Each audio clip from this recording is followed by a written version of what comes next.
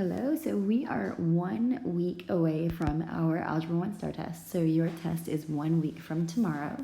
Remember that you can use Desmos on this STAR test, but you have to bring a charged Chromebook.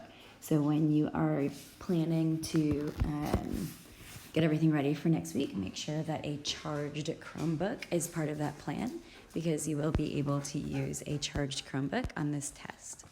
So what we're doing today is going over quadratic functions. It's very easy. We did not do this too long ago, so it should be pretty easy for you. So when you're ready, go ahead. Let's open up this first page here. So in a quadratic function, it's a U shape, which we call a parabola. Let's get all of the key attributes first, and then we'll talk about the domain and range of a parabola. So what we have here, first thing we need to know is the word axis of symmetry. So axis of symmetry starts with an X, so we're going to write X equals. What we know about the axis of symmetry is it goes through the middle of your graph. So here's the middle, and then it's going to go right through the middle of your graph. So axis has an X in it, so it's X equals. So my axis of symmetry is the number X equals -2. Very easy. The vertex is the top or the bottom of the V. It either looks like this or it looks like this. A vertex is an ordered pair. So in this example, to get to the vertex, that's the very top of our parabola, what we do here is we go to the left 2, and then we go up 1, 2, 3, 4. So my vertex is -2, 4. Okay, the next word that we have is our Y-intercept. Very easy. The Y-intercept is where our graph crosses the Y-axis. So if this is the Y-axis, then the Y-intercept, the graph crosses the Y-axis right here, which for this one is the number 0, 0. Not too bad. That's where it crosses the Y-axis at 0. The X-intercepts are one of the most important words of this entire chapter. So in an X-intercept, we're looking to see where this graph, this U shape, crosses the X-axis. So one of my X-intercepts is right here. It touches at the number -4. So there's lots of ways to write this. You can just list it -4, comma, or we can write it as an ordered pair. So it touches at -4, and it touches the X-axis right here at 0. So an X-intercept, -4, and 0. So super important is the fact that all 4 of these words means the same thing. So the X-intercepts are also called roots, solutions, and zeros. So what we know is it touches the X-axis, or the root, at -4. I'm going to take the shortcut way to say it this time. So it's -4 and 0. Solutions is the same thing. So solutions is also -4 and 0. And then last but not least, zeros are also the same thing, X-intercepts, and -4 and 0. You can write those as ordered pairs, just like we did right here, or you can just list where my 2 X's are. Very easy. Okay, the last key attribute that we can get from this graph is if this thing has a max or a min. So if we look at the top of this graph, if you look at where the vertex is, it's at the very top. So this is called a maximum. So the maximum, or the highest number on this graph, is a 4. So this graph has a maximum at 4. Very easy. So the next thing that we have is the word domain and range. So we've done domain and range a lot. So domain, in this graph, there's an arrow on the left, and there's an arrow on the right. I know it's hard to tell. So domain is left to right. So what that means is the left side of this graph goes forever to the left, and it goes forever to the right. So in Algebra 1, we call that all real numbers. So domain of a quadratic function, the domain of a U shape, is always, always, always all real numbers. This graph will continue to go down to the left, and then it will continue to go down and to the right. Super easy. So my range is my y's. The bottom y values keep going down forever. So all of my y's live below this number right here. Here's the highest y value. So it starts at 4, and then it drops down forever. Okay? So let's try that one more time. So again, the domain of a quadratic function is always going to be all real numbers. Because it's going to go forever towards the left, and it's going to go forever towards the right. It'll keep moving up and left, and then up and right. So the range is y. In this graph, all of my y values live above the number -2. So my y's start at -2, and then they go up forever. So my range, the bottom is -2, and then it goes up forever and ever and ever. Okay? These next words are the most important. So again, remember, axis of symmetry has an x in it, so it's always written as x equals. My axis of symmetry goes through the middle of my U shape. So in this one here, the axis of symmetry is the number -3. The vertex is the ordered pair at the very bottom or the very top of the graph. It's written like this. To get there, we go to the left 3 and then down 2. Very easy, vertex. These next 4 words all mean the same thing. X-intercepts, roots, zeros, and solutions. It's all the same. The X-intercept is where this graph touches the x-axis. Here is the x-axis. So my x-intercepts are -4, I'm going to write it the shortcut way, and this here is a -2. So my x-intercepts, -4 and -2. Roots are the same, so that's also -4 and -2. Solutions are the same, -4 and -2. And zeros are also the same, -4 and -2. Those words all mean the same thing. It means this is where it crosses the x, and this is where it crosses the x. Easy. Okay, next piece, max or min. This graph has a spot at the bottom, so we call that a minimum. The bottom of this graph is a -2.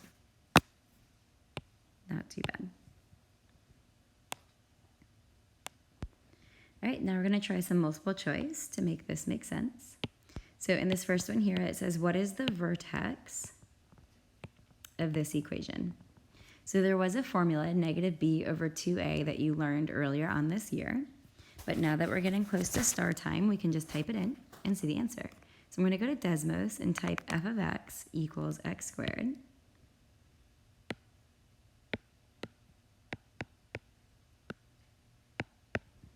F parentheses x equals x squared minus 2x plus 5. Okay, here's my graph. The vertex is the bottom of the little v, so you can just touch it, and it tells you it's the ordered pair 1, 4. So the correct answer to number 1 is A. Very easy. Okay, number 2, it says 2 points of a quadratic function. So what that means, it's going to go something like that. That's kind of ugly. Good enough. Something like that. So 2 points of a quadratic function are showing. What is the equation of the axis of symmetry? Step 1, axis has to be x equals. If it's x equals, it's not b and it's not d. Step 2, axis of symmetry is the line that's right in the middle of your points. So the axis of symmetry is 1, 2, 3, 4. The line in the middle of these points is x. Well, is it 6? 1, 2, 3, 4. Well, that's silly. That's a typo. It should be 4. Whoops. Correct answer is A. We're going to pretend that says a 4. The axis of symmetry is the line in the middle of the points, which we're going to call x equals 4. Okay, number 3, super easy. Where are the zeros of this function? Here's my x-axis. It touches here, and it touches here. This is a perfect number. That's the number 3. And this is some fraction that's smaller than 1. So if I know there has to be a positive 3 in my answer, it's not B, it's not D, it's not A. So the correct answer is C. It touches at positive 3. And then it touches at negative fraction. Correct answer for number 3 is C. All right, number 4, minimum. Minimum means the bottom or the lowest number on this graph. So the minimum point is a -4. Not too bad. One more batch.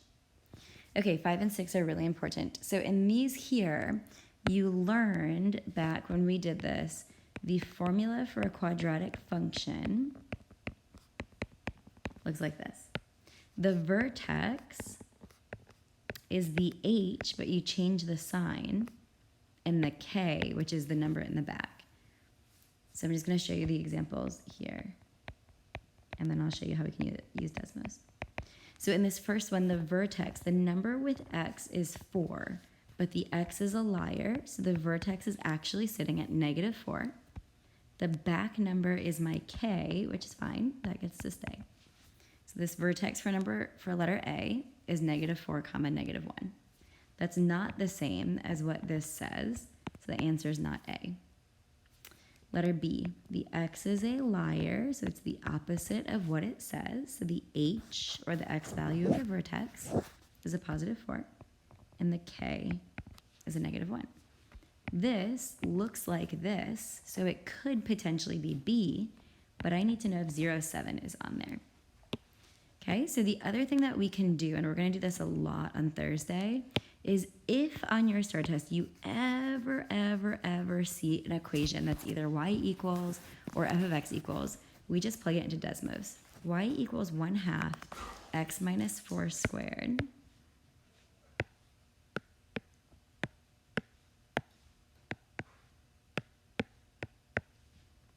y equals 1/2 x minus 4 squared minus 1. So if you ever have an equation, just type it into Desmos. So I want to know if these ordered pairs live there. So we click the little spiky circle, little sun, then we click the table. So what I need to know is that when the x value is +4, is the y -1. So let's check it. So when the x is -4, or is it +4? +4. So it wants to know when the x is 4, is the y -1? Yep. So far, so good for option B. We already knew it's not A. 0, 7. I'm just going to retype it here. When x is 0, it's right here on your table already. When x is 0, the y is 7. So this table, this equation, this y equals, has 4, -1, and it has 0, 7. It had this ordered pair on the table, and it had this ordered pair on its table. So the correct answer has to be letter B. So I want you to try the same thing with number 6. So in number 6, if you ever see a y equals, you can just go to Desmos, type it in exactly as you see it, click the little spiky circle, my little sun, little table, and I want to know if 0, 9 and if 4, -1 are on that table. If they are, then the answer is A. If it's not, then try B. If it's not B, try C. Okay? All right, moving on. 2 more pieces of today. The next thing, super important, is the fact that if you ever see an x squared and an equal sign in a question, we need to set it equal to 0. We're going to go to Desmos. We're going to look at the x-axis, and we're going to see where it touches. When you learned this back in the day, you factored and then set those factors equal to 0. We'll do that again after STAR to make sure you remember how to factor. But in this one here, if you ever see an x squared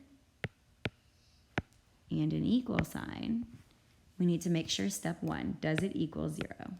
Yes. So far, so good. Step 2, plug this full thing into Desmos. X squared plus 8x plus 12.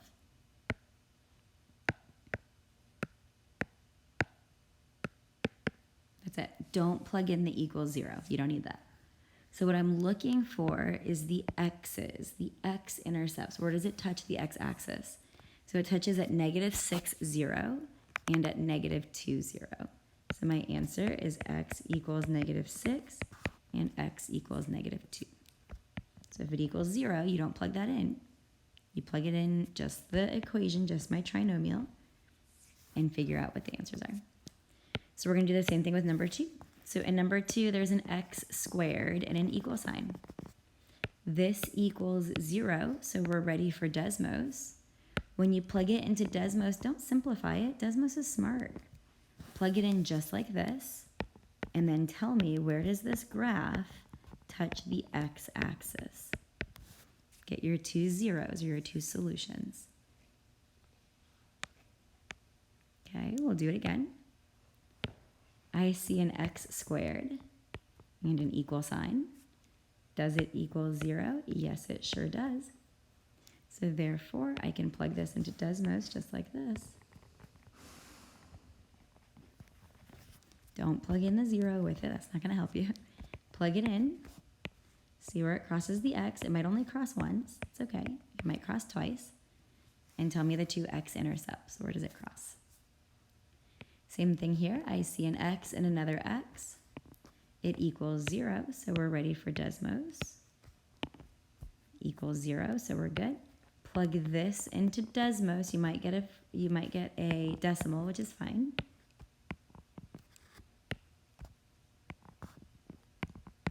Figure out the x's. Where does it touch the x-axis? Roots, zeros, solutions, x-intercepts, it all means the same thing. Where does this touch the x-axis? Very easy. Okay, next one. So in this one, I see an x squared and an equal sign, but this does not equal 0. So what I need to do is make it equal 0. So this 2 is in the way. We need to get rid of it. We need to say goodbye to that 2. So if I subtract 2, it's going to make it go away. So 5x squared minus 3x. If I subtract 2 from the left, I need to also subtract 2, whatever. If I subtract 2 from the right, I also need to do that from the left. And now it equals 0. So I had to move this minus 2 to the left side. Okay, so now this thing equals 0, so I can now type it into Desmos. I had to get rid of that 2 by subtracting 2 from the right. I subtract 2, I put that on the left side, and now it's ready for Desmos. Graph it and tell me where it crosses. Well, let's do the same thing in this one here. It does not equal 0, so what we're going to do is move the piece over. 2x squared minus 2x squared is 0, so that's good. Negative 2x squared can sit in the front or the back, it doesn't matter. Then there's a 6x and a minus 1. So now that this thing equals 0, we're ready. Type it into Desmos and tell me where it crosses the x-axis. Has to equal 0 for this to work. Okay, so when you're ready, try number 1. So this one here doesn't equal 0, but it's already in the form you can graph. So you can just type it in. You could put the f of x, but you don't have to. So in number 1, type in 3x squared minus 7x minus 20. Tell me where it crosses. Which answer choice has the possible 0? One of them is a positive number. Okay, number 2, I see an x squared and an equal sign. It equals 0, so we're ready to go. Type it in, plug it into Desmos. Where does it cross? Number 3 is a little bit more difficult, so I'm going to do this one with you. So in number 3, I see an x, a squared, and an equal sign. So that means I need for it to be 0. So I'm going to minus 40 and minus 40. That leaves me with 4, open parentheses, x plus 3 squared. I move the 40 to the left, and now it equals 0. Now that it equals 0, I can plug this into Desmos exactly as we see it. 4x plus 3 squared minus 40.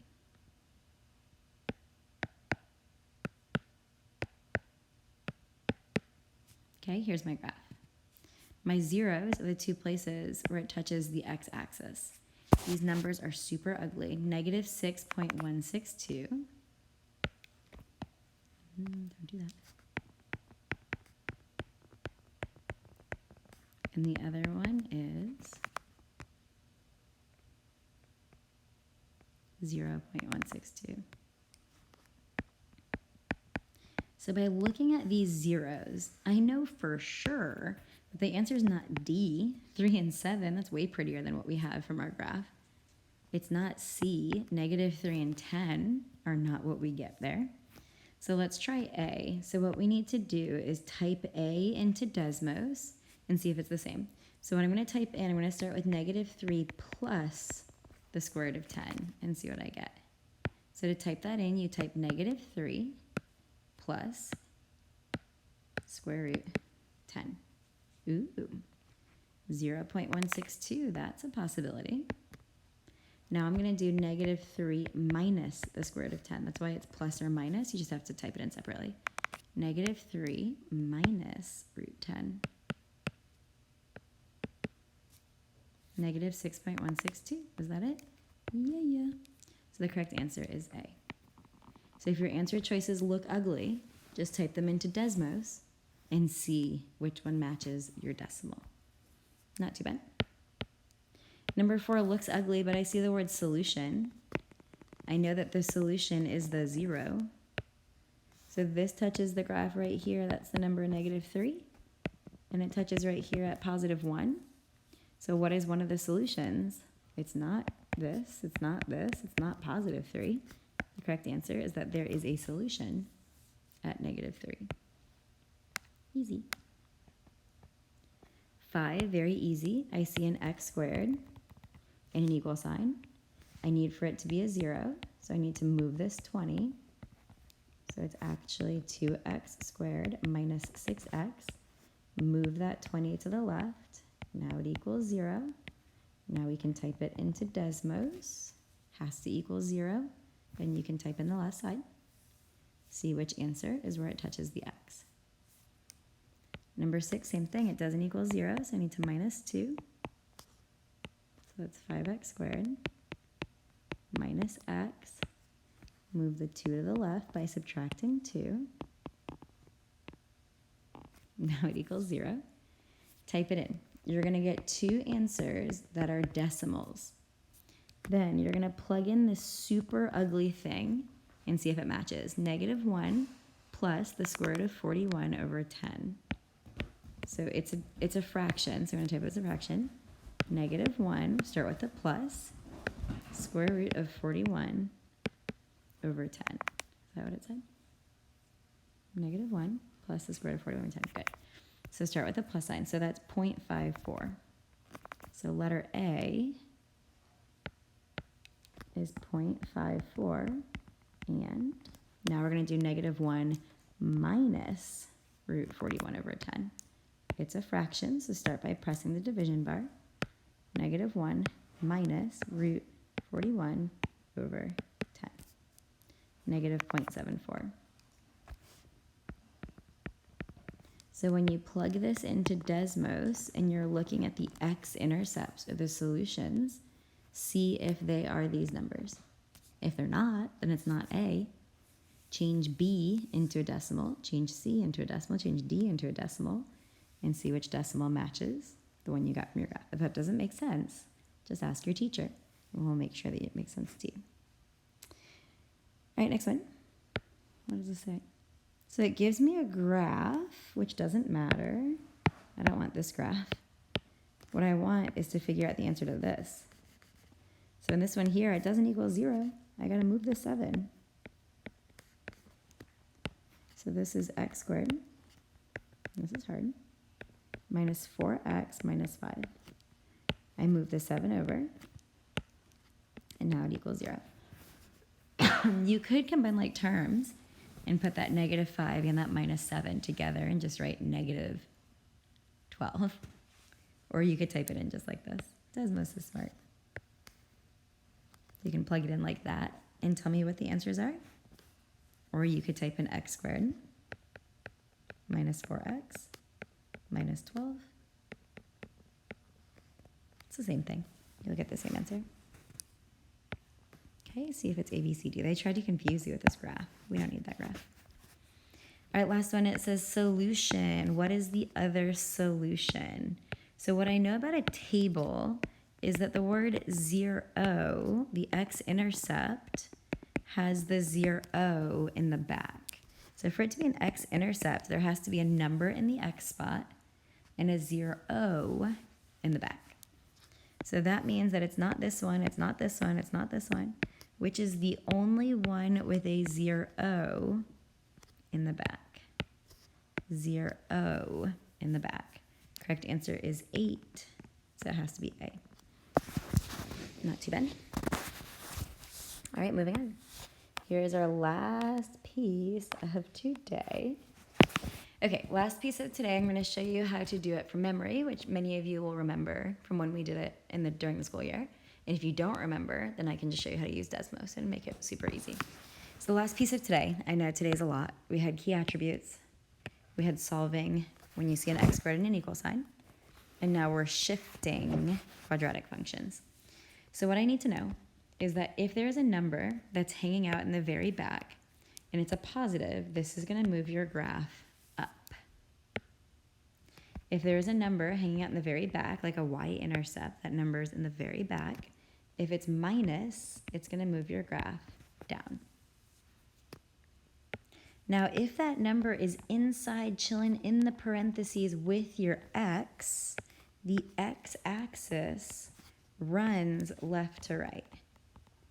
So if it's inside with the x in parentheses, it's going to move left to right. But we have to remember, to be silly, I always say that the x is a liar. So if it says plus, it really means we go in the opposite direction. So x plus a number is going to move this left. It's chilling with the x, so it's a left-right, but it's a liar. So a minus sign really moves this thing to the right. A number in front of your graph will make it, so if there's a number in the very front, it makes it narrower if it's a whole number, or it makes it wider if it's a fraction. So a fraction smaller than 1, like 1/2, would make it wider. And then the last thing that could happen is if you have a number in the front that's a negative.